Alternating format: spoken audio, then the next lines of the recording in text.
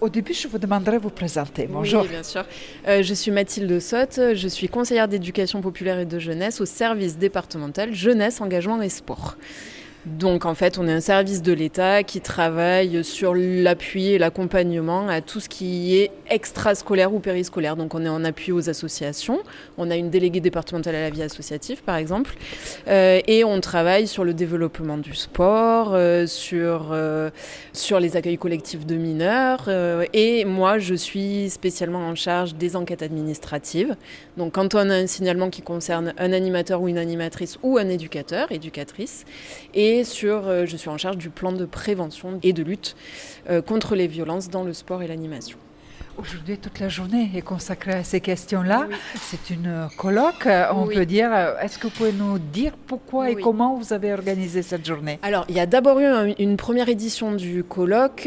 C'est un colloque qu'on appelle Pratique éthique, qui a déjà eu lieu l'année dernière, qui était consacré aux violences sexistes et sexuelles dans le sport. Donc, c'était plus spécifique. C'est un sujet qui nous guide de toute façon dans notre pratique professionnelle tous les jours, puisqu'on a comme objectif transversal à toutes nos activités, la protection des publics et notamment des publics mineurs. Donc ceux qui sont accueillis dans les centres de loisirs par exemple et dans les clubs de sport. Et puis cette première édition qui a eu lieu en juin 2025 a été un succès. Plusieurs membres du comité de pilotage, on a des associations, il y a le CIDFF, il y a la France Victime, il y a la déléguée aux droits des femmes, enfin voilà, on est la maison de protection des familles de la gendarmerie qui font partie du comité de pilotage. On a souhaité élargir à toutes les formes de violence et élargir aussi au monde de l'animation, puisque en fait les professionnels du sport et de l'animation se posent les mêmes questions.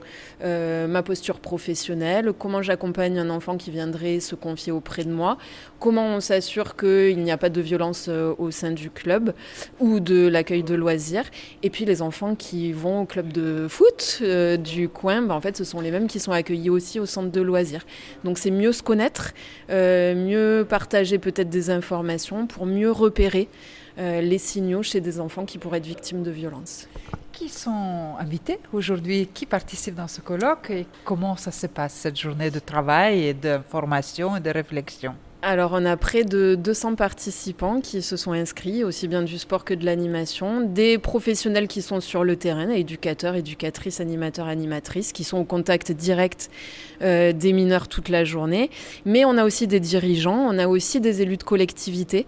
L'idée c'est qu'il y a toute la représentation d'une communauté éducative en fait qui intervient auprès des enfants, qui est là, avec une journée qui alterne à la fois des temps pléniers, mais aussi des temps d'atelier.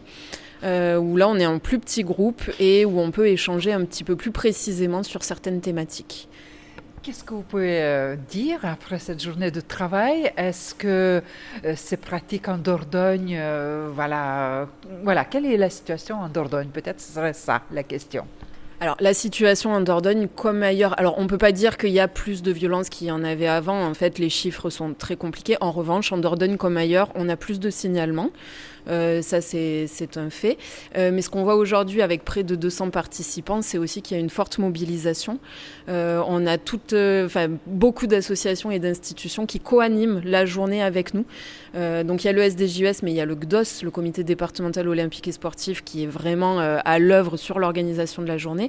Mais on a aussi toutes les associations, les institutions qui ont organisé avec nous et co-anime aussi avec nous, donc une forte mobilisation, une journée qui ouvre plein de perspectives, puisque là on a des ateliers qui durent 1 heure, par exemple un atelier sur comment signaler, mais au-delà de comment signaler, on a pu passer les informations aujourd'hui, mais ça signifie aussi comment on s'organise en interne pour se préparer, pour anticiper, pour faire en sorte que l'animateur qui se retrouve un jour avec un enfant qui vient lui parler, il sache quoi faire et comment en interne on le gère.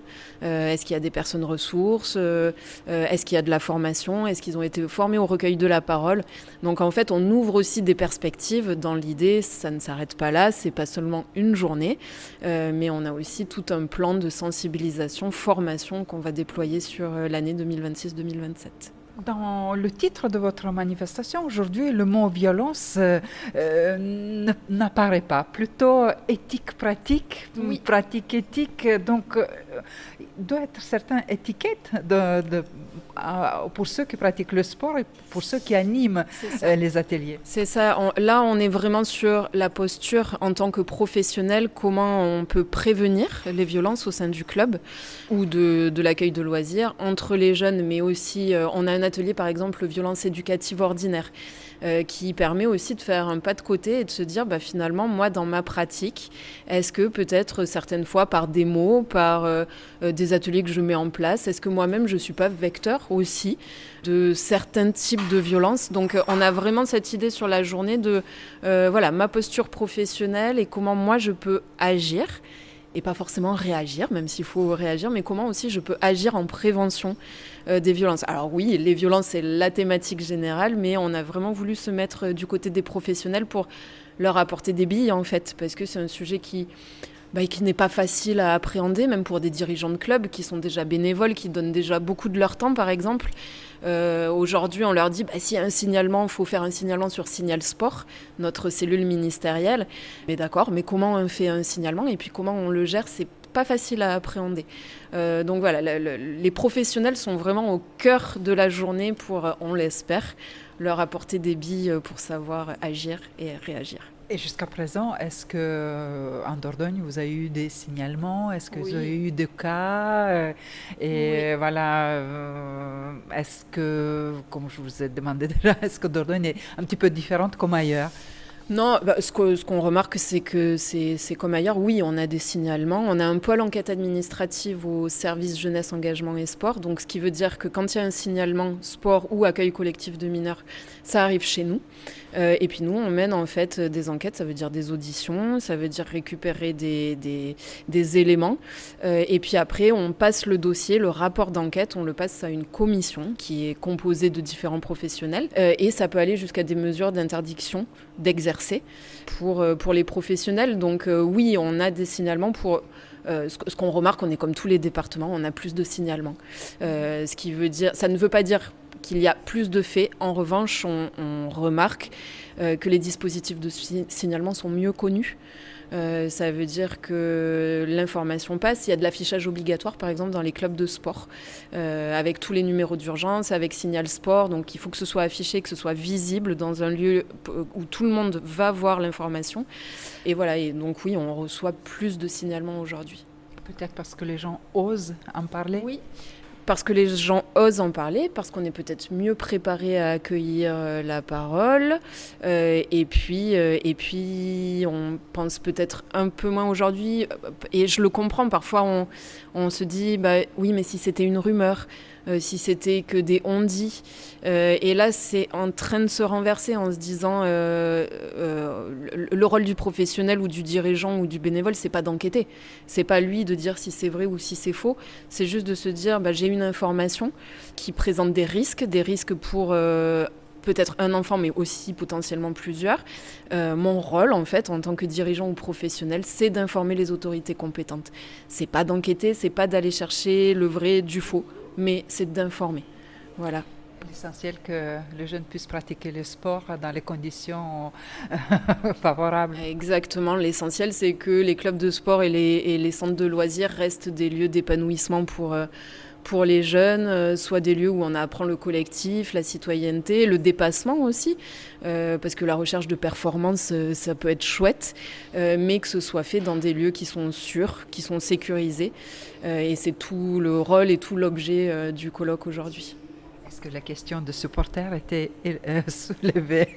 Non, alors aujourd'hui, elle n'est pas soulevée. Par contre, elle est soulevée quotidiennement pour les clubs de sport. Des supporters, des familles, des parents qui n'ont pas toujours le comportement adapté, qui eux aussi sont vecteurs de violence. Donc non, c'est pas un sujet abordé aujourd'hui, mais c'est un sujet évidemment qui est sur la table avec les clubs de sport. Donc pour nos auditeurs que nous vont nous écouter aujourd'hui, si eux, ils vivent ça, oui. Comment ils doivent faire? Alors, si c'est dans le cas, le Signal Sport dont je vous parlais tout à l'heure, c'est une plateforme Signal-Sport. C'est une plateforme nationale qui est au ministère, qui depuis Internet est très facile, c'est très facile d'y accéder. Et le témoignage, le signalement peut se faire par cette voie-là. Après, c'est aussi possible, que ce soit dans un accueil de loisirs ou dans un club de sport, de nous contacter directement, le service départemental jeunesse, engagement et sport.